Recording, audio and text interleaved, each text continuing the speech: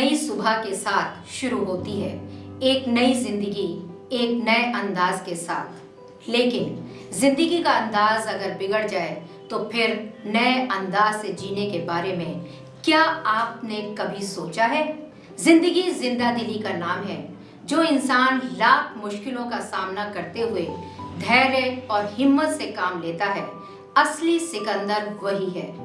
इसका बेहतरीन उदाहरण भारतीय क्रिकेट टीम के धुरंधर युवराज सिंह है, जिन्होंने साबित कर दिया कि वो न सिर्फ क्रिकेट के जाबाज हैं, बल्कि जीवन की पारी भी खेलना बखूबी जानते हैं। कुछ समय पहले बॉलीवुड अदाकारा मनीषा कोइराला भी इस बीमारी से जूझ चुकी हैं।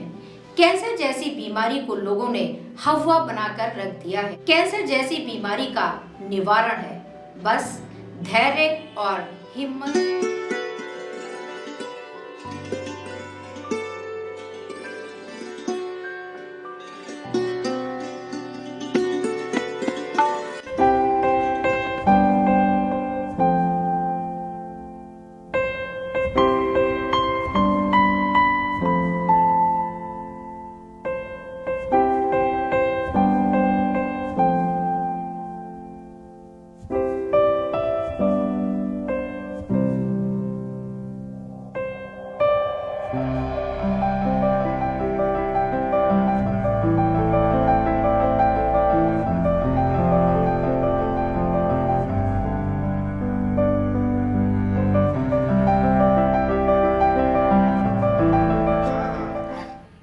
आवाज में तकलीफ थी बहुत, और सांस लेने में तकलीफ थी बहुत तो दवा चलने से तुमको फायदा हुआ, फिर सिकाई लगी, फिर उससे भी फायदा हुआ और अब तुमको फायदा हुआ। करीब 6 महीने 8 महीने हो चुके हैं ना?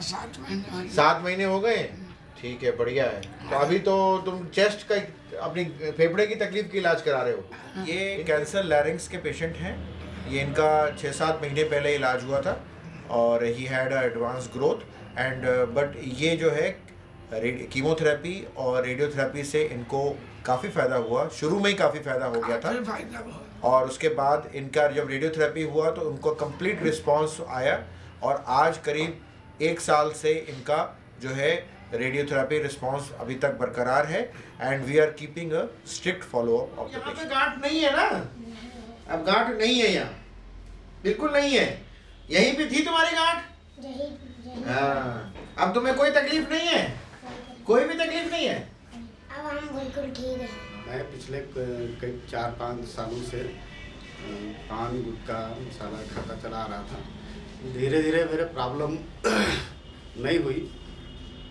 अचानक मैंने पान खाया जनवरी 2015 में। उसके बाद जो है वो कुछ उसका जो मुंह में कट गया।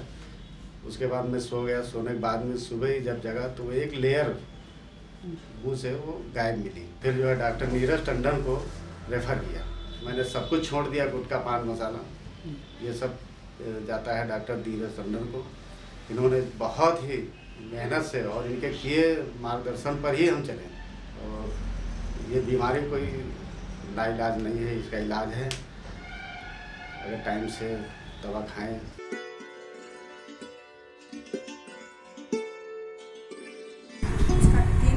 चौथा होने वाला है जी आज, और उससे मुझे बड़ा फायदा है क्योंकि मुझे न कमजोरी आती है ना मुझे चलने में कोई दिक्कत है। तो मैं खुद अपना काम खुद करती हूँ और मैं जीना चढ़ जाती हूँ, छत पर जाती हूँ, घूम भी लेती हूँ वहाँ से।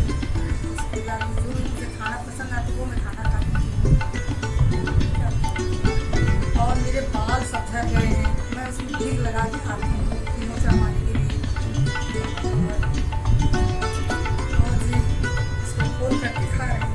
देख लीजिए सर, ये पूरे बाल जाते हैं तो इसलिए जो है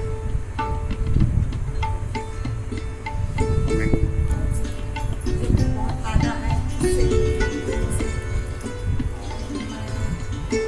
खाना अच्छा लगता है, खाना खाने में कोई दिक्कत नहीं होती। जो मुझे अच्छा लगता है वो मैं खाती हूँ। सर फल भी खाती हूँ, जूस भी पीती हूँ। इसमें थोड़ा सा कम अच्छा लगता है, स्वाद नहीं मिलता इससे। बस और सब ठीक है और सब कुछ खाती हूँ। ठीक कैसे हो? ठीक हो? तुम घर जाते हो, दवा चढ़वाती है तो तुम्हें कोई दिक्कत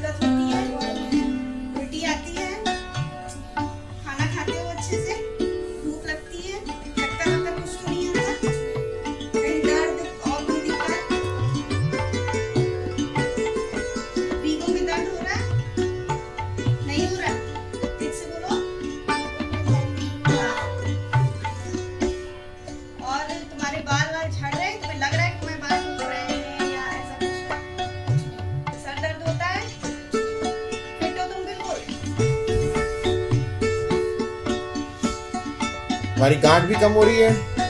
ये देखो पुरानी वाली फोटो तुम्हारी है, गांठ कम हो रही है ना, हाथ में सूजन भी नहीं आ रही है, नहीं आ रही ना। अब पानी पी के दिखाओ आप। जेंट्स में भी ब्रेस्ट कैंसर हो सकता है और मुझे इत्तेफाक से बीमारी हुई और फिर मैंने जब इसका ट्रीटमेंट चालू किया तो इसमें मेरा पहले सर्जरी हुई, उसके बाद कीमोथेरेपी भी हुई। कीमोथेरेपी में जो लोगों की भ्रांतियाँ हैं कि इसमें बहुत सारे साइड इफ़ेक्ट होते हैं, नुकसान होता है बॉडी को, तो मैं करीब 18 कीमोथेरेपी मेरी हो चुकी है। इसके अलावा कंटिन्यूस मेरी कीमोथेरेपी चल रही है। इस समय मैं टैबलेट कीमोथेरेपी हूँ, पहले मेरी नीडल के थ्रू कीमोथेरेपी होती थी पहले। अब आज की स्थिति में पिछले 2 साल से मेरी कीमोथेरेपी बंद थी, फिर थोड़ा सा प्रॉब्लम हुई तो मेरी टैबलेट कीमोथेरेपी चालू हुई। उसके बाद बाकायदा मैं ऑफिस जाता हूँ, सुबह 8 बजे से लेकर मेरी 6 बजे तक की टाइमिंग है। आता हूँ परिवार के साथ, शाम को बढ़िया खाना खाता हूँ, मुझे कोई टेंशन नहीं। कैसा लग रहा है आपको? भूख लग रही है?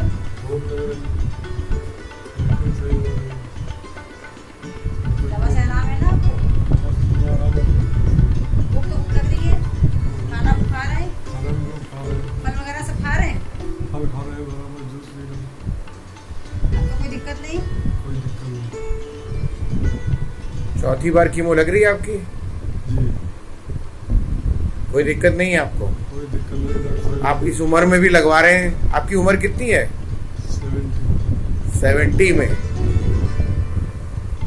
लोगों में ये भ्रांति होती है ना कि कीमो से कमजोरी आ जाती है, बाल झड़ जाते हैं। आपको ऐसा कुछ तो नहीं हुआ? आपको साथ में पार्किंसोनिज्म भी है, उसकी दवा आपकी चल रही है, फिर भी हम लोग कीमो लगा रहे हैं। आपको आराम है ना? चलिए। ठीक है, खाना नहीं होता है।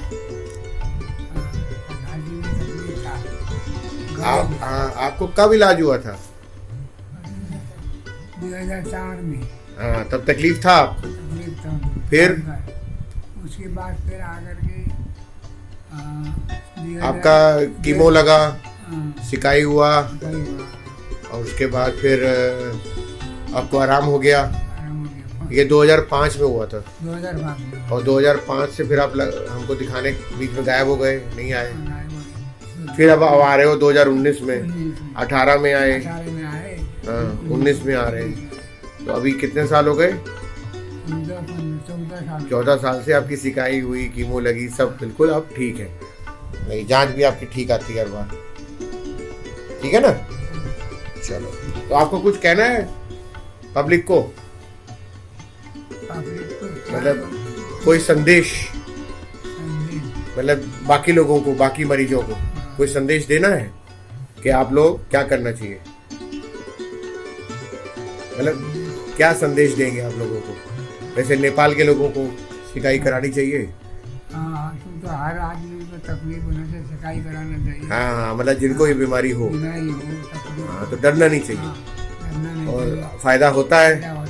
और जैसे मुझे हुआ है, अभी भी है, अभी आपकी हम बार डीएस्कोपी कराते हैं, बिल्कुल ठीक। कैंसर हमारे पूरे उत्तरी भारत व एशिया की एक इम्पॉर्टेंट समस्या है और इसका ज़्यादातर रिलेशन तंबाकू का किसी भी रूप में सेवन से संबंधित है। हालांकि इसके दूसरे कारण भी होते हैं, पर तंबाकू का उपयोग किसी भी फॉर्म में आजकल काफ़ी ज़्यादा बढ़ गया है। और ये समस्या सिर्फ उत्तरी भारत की नहीं, ये इस समय तमिलनाडु और केरल तक पहुंचती जा रही है।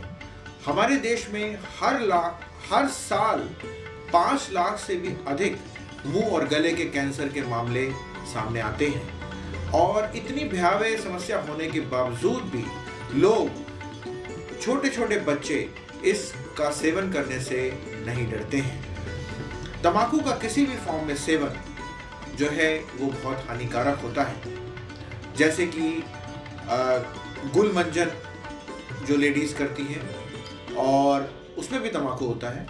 और इसके अलावा सुरती व पान मसाले में तम्बाकू, गुटखा जो छोटे छोटे बच्चे आजकल लेते हैं, इतनी जागरूकता फैलाने के बाद भी ले रहे हैं, वो छोटी उम्र से ही शुरू कर देते हैं गुटखा खाना, बीड़ी, सिगरेट। और इसके अलावा यदि आपने उसमें शराब ऐड कर दी, बीड़ी सिगरेट, तो तम्बाकू का सेवन 2 और 2 5 हो जाता है। तो इसलिए तम्बाकू का किसी भी फॉर्म में सेवन घातक है।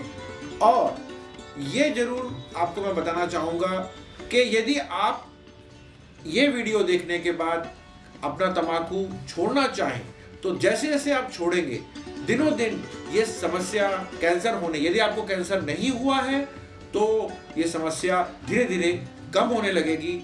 और करीब 20 साल के बाद यदि आपको इस बीच में कैंसर नहीं होता है, तो वो आप बिल्कुल नॉर्मल इंसान की तरह हो जाएंगे, जिसने तम्बाकू छोड़ा, कभी नहीं खाया है।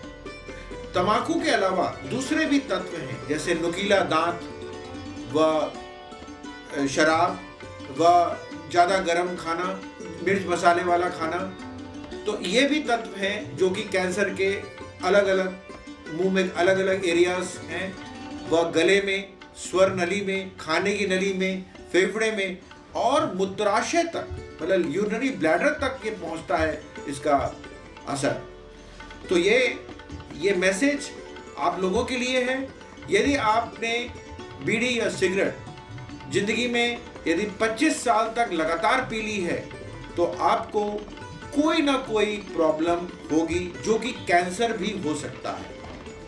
धन्यवाद। पहले यहाँ पे जो गांठ थी कितनी बड़ी रही? बहुत बड़ी गांठ थी। कितनी बड़ी? इतनी। यहाँ तुम्हारी फोटो लगाई थी ना हमने, और यहाँ से थी ना बड़ी सी गांठ थी। कितनी बड़ी थी? हाथ से बताओ। बहुत बड़ी थी। अब हम बिल्कुल ठीक हैं। और नाउ अबाउट 2 years फॉलोअप में ये बिल्कुल अभी ओके हैं। जी हाँ, आज हम बात करने जा रहे हैं कैंसर के बारे में, और हमारे साथ हैं डॉक्टर नीरज टंडन, जो आपको जानकारी देंगे कैंसर के बारे में। डॉक्टर टंडन, सबसे पहले मैं आपसे जानना चाहूंगी कि कैंसर आखिर है क्या और कितनी तरह का होता है? जी, कैंसर हमारे शरीर में जो कोशिकाएं हैं, जो नॉर्मल कोशिकाएं होती हैं, वो अनियंत्रित रूप से किसी भी कारण से, जैसे प्रदूषण है, तम्बाकू है, या कोई और भी कारण, प्लास्टिक का जैसे उपयोग, कोई भी कारण से वो अनियंत्रित होकर बढ़ने लगती हैं। और वो अनियंत्रित होकर जब बढ़ती हैं तो वो एक तो शरीर की संरचना को नष्ट कर देती हैं, और इसके अतिरिक्त वो जो है शरीर में कहीं भी फैल सकती हैं, एक लोकली खून में फैल जाती हैं और जगह जगह प्रॉब्लम्स कॉज करती हैं। और इससे क्या होता है कि शरीर की मेटाबॉलिज्म जो है वो नेगेटिव नाइट्रोजन बैलेंस में चली जाती है, और इलाज ना होने की स्थिति में मनुष्य की मृत्यु भी हो सकती है। पर दूसरी जो गांठ होती है वो मैलिग्नेंट होती है। मैलिग्नेंट मतलब एक आतंक, जैसे आतंकवादी होता है उस टाइप से उनकी हरकत होती है, कि मतलब वो शरीर के कानून को नहीं मानती और संरचना नष्ट करती है, आसपास घुस जाती है। वह खून के दौरान से वो जो दूसरे प्रकार का कैंसर है, खून के दौरान से वो शरीर के विभिन्न भागों में भी जा सकती है, जैसे लिवर, लंग्स, बोन्स वगैरह, और ब्रेन में अलग अलग जगह जगह फैल सकती है, जिससे कि वो घातक सिद्ध होती है। महिलाओं में किस तरह का कैंसर हो सकता है? देखिए, महिलाओं में हमारी गर्भाशय के मुख का कैंसर, जिसे यूट्रस का कैंसर कहते हैं, वो ग्रामीण महिलाओं में सबसे इम्पोर्टेंट है, सबसे ज़्यादा पाया जाता है। डॉक्टर साहब, अगर हम स्तन कैंसर की बात करें, जो कि महिलाओं में ज़्यादा देखने को मिलता है, तो क्या शुरुआती लक्षण होते हैं और किस तरह से वो पहचान सकती हैं कि स्तन कैंसर की संभावना हो सकती है? जी, स्तन कैंसर में जैसे कि हर महिला को अपने स्तन को महीना, जैसे महीना जिससे स्टार्ट होता है उसके 7th और 14th डे हर महीने एग्जामिन करना चाहिए। और कोई भी अननेचुरल लंप या कोई गांठ उसमें दिखाई पड़ेगी, जो नॉर्मल महिला ही बता सकती है कि पिछले महीने ये नहीं था, इस महीने ये है, तो वो महिला ही खुद अपने आप बता सकती है। और वो जब भी कोई ऐसी गांठ या कोई तेल या कोई स्किन में बदलाव या कोई ऊपरी जख्म कोई दिखाई पड़ रहा है या कहीं से डिस्चार्ज हो रहा है, तो वो उसको जरूर से सलाह ले डॉक्टर से, और अपनी आशा बहू या डॉक्टरनी या फिर सिस्टर नर्स जरूर दिखाए। और कोई जख्म जो कि फ्लैट ऑफ द हैंड से ब्रेस्ट में फील होता है, फ्लैट ऑफ द हैंड से जो फील होता है, तो इसमें जरूर से आपको अल्ट्रासाउंड, यंग फीमेल में अल्ट्रासाउंड, और एडवांस जो उम्र ज़्यादा फीमेल है उनको मैमोग्राफी, या अपनी डॉक्टरनी से सलाह लेना, लेडी डॉक्टर से या जेंट्स डॉक्टर जो भी कैंसर के हों उनसे सलाह लेना सर्जन से जरूरी है। और एक प्रकार का कैंसर हमारे इस क्षेत्र में बड़ा इंपॉर्टेंट है जिसको कहते हैं पित्त की थैली का कैंसर, जी, जिसको गॉल ब्लैडर का कैंसर भी कहा जाता है। जी, पित्त की थैली का कैंसर, इसके कारण प्रमुख रूप से ज्ञात नहीं है। हालांकि पानी के प्रदूषण और सॉइल पोल्यूशन से इसको लिंक किया जा रहा है, और कोई वायरस भी हो सकता है, पर अभी तक संपूर्ण ज्ञात नहीं है। और ये जो पित्त की थैली का कैंसर है, जैसे आप ये देखते होंगे कि इसमें ज्यादातर लेडीज को गॉल स्टोन्स की समस्या बहुत होती है, गॉल ब्लैडर निकलवा दिया ऑपरेशन से दूरबीन के द्वारा, पर ये यदि गॉल स्टोन्स काफी लंबे समय तक रहेंगे तो ये गॉल ब्लैडर की दीवार में कैंसर बना देते हैं। और ये कैंसर काफी, क्योंकि गॉल ब्लैडर बहुत ही छोटा सा ऑर्गन होता है शरीर के अंदर, तो ये कैंसर काफी खतरनाक सिद्ध हो सकता है, जल्दी से फैल जाता है, और जांच ना होने पर मतलब उसमें जल्दी मतलब फैल के मृत्यु भी हो सकती है। पर इसकी यदि हर औरत, जो हर लेडीज यदि अपनी बदहजमी की समस्या जो हो रही है उसमें यदि अल्ट्रासाउंड रेगुलरली करा ले किसी अच्छे डॉक्टर से, अच्छे अल्ट्रासाउंड करने वाले डॉक्टर से, तो वो हो सकता है कि ये शुरुआत में पित्त की थैली का कैंसर पकड़ में आ सके। तो इस समय शहर में प्रदूषण इतना ज्यादा है, वायु में प्रदूषण है,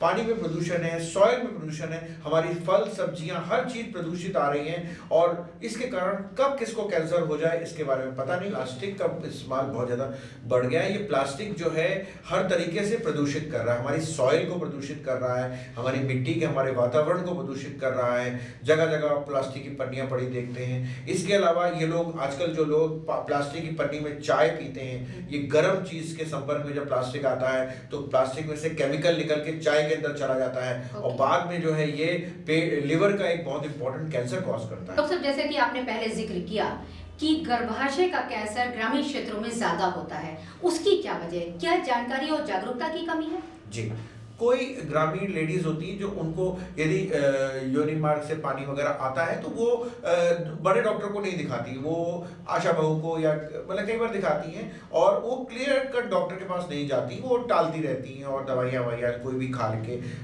बीमारी को बढ़ाती रहती हैं। तो उससे क्या होता है, ये गर्भाशय के मुंह का कैंसर जो है वो ज़्यादा बड़ी अवस्था में, बड़ी अवस्था में आज बढ़ जाता है, तो उसमें लेट पता चलता है। यदि वो जैसे कि हम लोग अपनी आशा बहू हैं या एएनएम्स हैं या सिस्टर्स का इस्तेमाल ये कैंसर स्क्रीनिंग में करें, और उनको यदि हम सिखाएं इसके बारे में कि कैसा अनहेल्दी जो गर्भाशय का मुंह है वो किस तरह से अनहेल्दी दिखेगा, तो उसमें आप पैप्समियर की जांच कर लें, तो उससे ये कम से कम वो लेडीज को वो स्क्रीन तो कर लाएंगी। जैसे डॉक्टर के पास जाने में डरती हैं, झिझकती हैं और डर भी जाती है कि हमें डॉक्टर कैंसर ना बता दे, तो कम से कम आशा बहू से तो या एएनएम से या सिस्टर को तो दिखा देगी। ये फिल्म और ये उद्देश्य हमारा यही है कि जल्दी, ये लोग कहते हैं कैंसर के सिम्टम क्या है, ये है वो, हम कितनी बार बता चुके, कैंसर के सिम्टम्स बता चुके, पर ये है कि इस सब चीजों को जो सिम्टम बताए जा रहे हैं, ये सिम्टम्स को जैसे भी जिनको मिले वो जल्दी सलाह लें, इसको बढ़ाएं नहीं, इसको टालें नहीं, और इसको प्रायोरिटी पे काम करेंगे। जब आप इसको, तभी जो है कैंसर पकड़ में आएगा, और अच्छे डॉक्टर को दिखाएं और डरे नहीं कैंसर से डरे नहीं, लड़ें। इलाज में भी लड़ना होता है, और जितनी जल्दी आएंगे उतनी जल्दी ठीक होगा। डॉक्टर साहब, कैंसर में जैसे स्टेजेस होती हैं, first, second, third and fourth, किस स्टेज में आने पे सबसे अच्छे रिजल्ट मिलते हैं, बेस्ट रिजल्ट? फर्स्ट और सेकंड स्टेज के रिजल्ट्स अच्छे हैं, जिसमें ऑपरेशन वगैरह भी हो सकता है, और सिकाई और कीमोथेरेपी वगैरह जो होती है फर्स्ट और सेकंड स्टेज के अच्छे।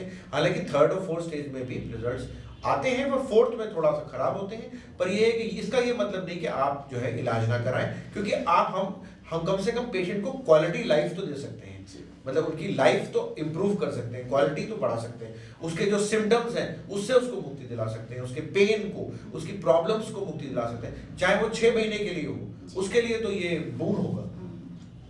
डॉक्टर साहब, आपने कीमोथेरेपी का जिक्र किया। अमूमन देखा जाता है कि कीमोथेरेपी से लोग घबराते हैं, कहते हैं हमारे बाल गिर जाएंगे। क्या ऐसा है कि बाल गिर जाते हैं और अगर एक बार गिर गए हैं क्या दोबारा वापस नहीं आते हैं? हाँ, ब्रेस्ट कैंसर के इलाज के दौरान लेडीज काफ़ी डरती हैं कि हमारे बाल गिर जाएंगे। अभी तक तो वैसे यही है कि हर मतलब जो डॉक्टर सर्विस दवाई लगती है तो उससे हेयर फॉल, एलोपेशिया ज़्यादा होता है, पर इसका मतलब ये नहीं कि मतलब बाल वापस नहीं आते। हमारे पास इस तरह की इस समय दवाई आ गई जिससे बाल गिरना तो हम नहीं रोक सकते पर वापस जल्दी आ जाते हैं। तो 6 महीने, बहुत से बहुत 8 महीने में आ जाते हैं। और जो महिलाओं को यदि सोशल प्रॉब्लम है तो वो विग वगैरह का प्रयोग कर सकती है, पर कैंसर से मुक्ति ज़्यादा इंपॉर्टेंट है बशर्ते के बाद। जी जी। तो डॉक्टर साहब, एक बात हम और जानना चाहेंगे कि अमूमन देखा जाता है कि लोगों के अंदर बड़ी गलत फहमियाँ हैं। लोग ये समझते हैं कि बायोप्सी कराने से कैंसर और फैल जाता है, तो जब डॉक्टर रिकमेंड करते हैं कि आपको बायोप्सी करानी है तो वो बायोप्सी के लिए नहीं जाते हैं, चुपचाप घर में बैठ जाते हैं। मैं चाहूँगी कि ये जो गलत फहमी है इसको दूर कर दीजिए आप। देखिए, कैंसर की डायग्नोसिस एक पैथोलॉजी डायग्नोसिस होती है और बायोप्सी एक इम्पॉर्टेंट रोल होता है उसके। बायोप्सी मतलब कैंसर का रेशा निकाल कर हम लोग जांच के लिए भेजते हैं और उसमें जब जो कैंसर में जो संरचना नष्ट हुई होती है सेल्स की, और वो पैथोलॉजिस्ट जो हैं वो उसको देखते हैं और हमें बताते हैं कि ये कैंसर ही बन गया है और उनकी दिशा निर्देश पे ही आगे इलाज होता है। एक ये मेडिको लीगल डॉक्यूमेंट होता है, बायोप्सी की स्लाइड बहुत इंपॉर्टेंट डॉक्यूमेंट होता है। बायोप्सी के से ये लोग डरते हैं कि इसको छेड़छाड़ करेंगे कैंसर तो वो फैलेगा, तो ऐसा नहीं है। आजकल बायोप्सी इस तरह से निकाली जाती है कि वो नीचे तक नहीं पहुंचे, ऊपर से ही जैसे फूल तोड़ना होता है वैसे ऊपर से कैंसर को तोड़ लेते हैं। अभी हमने कल ही भी एक पेशेंट की निकाली है, तो वो जब तक गहराई में जाके छेड़छाड़ नहीं करेंगे तब तक कैंसर की खून में फैलने की समस्या कम हो जाएगी।